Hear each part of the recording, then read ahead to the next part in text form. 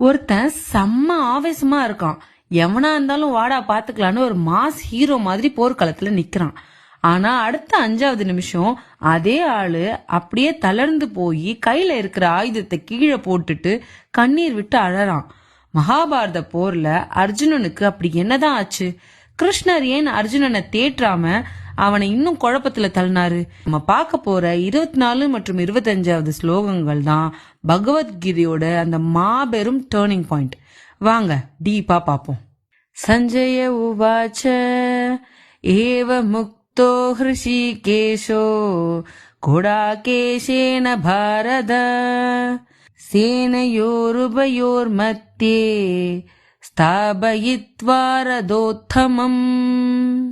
சஞ்சயன் இப்போ திருதராஷ்டிரர் கிட்ட சொல்றாரு, மன்னரைய அர்ஜுனன் சொன்ன உடனே கிருஷ்ணர் தேரை ஓட்டிட்டு போனாரு. இங்க அர்ஜுனனுக்கு சஞ்சயன் கொடுக்கிற பேரு குடாகேஷன், அப்படின்னா தூக்கத்தை வென்றவன் அர்த்தம். அதாவது ஒரு காரியத்துல இறங்கினா அது முடியற வரைக்கும் தூக்கம் சொகுசு எதையுமே பார்க்காதவன். ஆனா கிருஷ்ணருக்கு என்ன பேரு? ஹிருஷிகேஷன், அதாவது புலன்களையும் மனசையும் கண்ட்ரோல் பண்றவர். இப்போ ஒரு மனசை வென்றவர் ஒரு உடம்பை வென்றவனோட தேரை ஓட்டுறாரு. நம்ம வாழ்க்கையில நம்ம எவ்வளவுதான் திறமசாலியா இருந்தாலும் நம்மளோட புலன்கள் மற்றும் மனசு சரியான ஆளோட கண்ட்ரோல்ல இருந்தாதான் நாம ஜெயிக்க முடியும். அர்ஜுனன் எவ்வளவு பெரிய வில்லாளியா இருந்தாலும் அவரோட மனசு கிருஷ்ணர் கிட்ட இருக்கு, அதுதான் இங்க முக்கியம். இப்போதான் சீன் சூடு பிடிக்குது. அர்ஜுனன் என்ன சொன்னாரு? என்னை எதிர்க்கிற அந்த பாவி துரியோதனனோட ஆட்களை எனக்கு காட்டுன்னு கோபமா சொன்னாரு. ஆனா கிருஷ்ணர் தேரை எங்க கொண்டு போய் நிறுத்துறாரு தெரியுமா? துரியோதனனுக்கு முன்னாடி இல்ல, அர்ஜுனனுக்கு ரொம்ப பிடிச்ச தாத்தா பீஷ்மருக்கும் அவருக்கு வித்தைய சொல்லி கொடுத்த குரு துரோணருக்கு முன்னாடி கரெக்டா கொண்டு போய் நிறுத்துறாரு. நிறுத்திட்டு கிருஷ்ணர் ஒரு வார்த்தை சொல்றாரு, பாரு அர்ஜுனா, இங்க கூடி இருக்கிற உன்னோட குரு வம்சத்து வீரர்களை பாரு. அப்படி அமைஞ்சதுதான் இந்த 25வது ஸ்லோகம். பீஷ்ம துரோண பிரமுகதः சர்வேஷாம் மஹீஷிதாம் உவாச பார்த்த பக்ஷேதான் சமவேதான் குரு நிதி. நிறுத்திட்டு கிருஷ்ணர் ஒரு வார்த்தை சொல்றாரு, பாரு அர்ஜுனா, இங்க கூடி இருக்கிற உன்னோட குரு வம்சத்து வீரர்களை பாரு.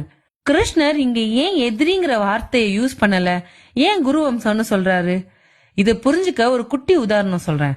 ஒரு டாக்டர் ஒருத்தர் கிட்ட ஒரு ஆபரேஷன் பண்ணணும்னா முதல்ல அந்த இடத்துல இருக்கிற வீக்கத்தை வெளியே கொண்டு வரணும், அப்பதான் அறுவை சிகிச்சை பண்ண முடியும். அதே மாதிரி அர்ஜுனன் மனசுக்குள்ள பாசங்கிற ஒரு பெரிய வீக்கம் மறைஞ்சிருக்கு. அதை வெளியே கொண்டு வராம கீதை உபதேசம் பண்ணா அது அர்ஜுனன் மண்டையில ஏறாது. அதனாலதான் கிருஷ்ணர் வேணும்னே அர்ஜுனனை பாசத்துல சிக்க வைக்கிறாரு. இவங்கதான் உன் தாத்தா, இவங்க உன் குரு அப்படின்னு ஞாபகப்படுத்துறாரு. இங்க நாம ஒரு நுணுக்கமான விஷயத்த கவனிக்கணும். கிருஷ்ணர் கௌரவர்களை பாருன்னு சொல்லல, ஏன்னா கௌரவர்கள் பாண்டவர்கள் 2 பேருமே குரு வம்சத்தை சேர்ந்தவங்க தான். இதை கேட்ட உடனே அர்ஜுனனுக்குள்ள ஒரு பெரிய கன்ஃபியூஷன் வருது. அட ஆமால, நாங்கெல்லாம் ஒரே குடும்பம் தானே, ஒரு மண்ணுக்காக போய் என் தாத்தாவையும் குருவையும் நான் கொல்லணுமா? நம்ம லைஃப்ல நம்ம ஒரு முடிவு எடுக்கும் போது அர்ஜுனன் மாதிரி ஆவேசமா இருப்போம். ஆனா எப்போ நம்ம உணர்ச்சிகள் குறுக்க வருதோ அப்போ நாம தளர்ந்து போயிடுவோம்.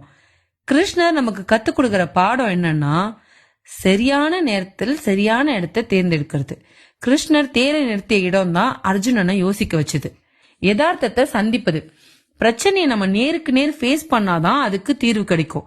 அர்ஜுனன் தன் சொந்தக்காரங்களை நேருக்கு நேர் பார்த்ததுக்கு அப்புறம் தான் அவனுக்குள்ள இருந்த பயமும் பாசமும் வெளியே வந்துச்சு. சோ கிருஷ்ணர் போட்ட அந்த ஒரு மாஸ்டர் பிளான்ல அர்ஜுனன் சிக்கிட்டாரு. மாஸ் ஹீரோவான் என்ன அர்ஜுனன் இப்போ ஒரு குழந்தையாவோ இல்ல ஒரு சாதாரண மனுஷனாவோ மாறி உணர்ச்சி வசப்பட்டு நிக்கிறாரு.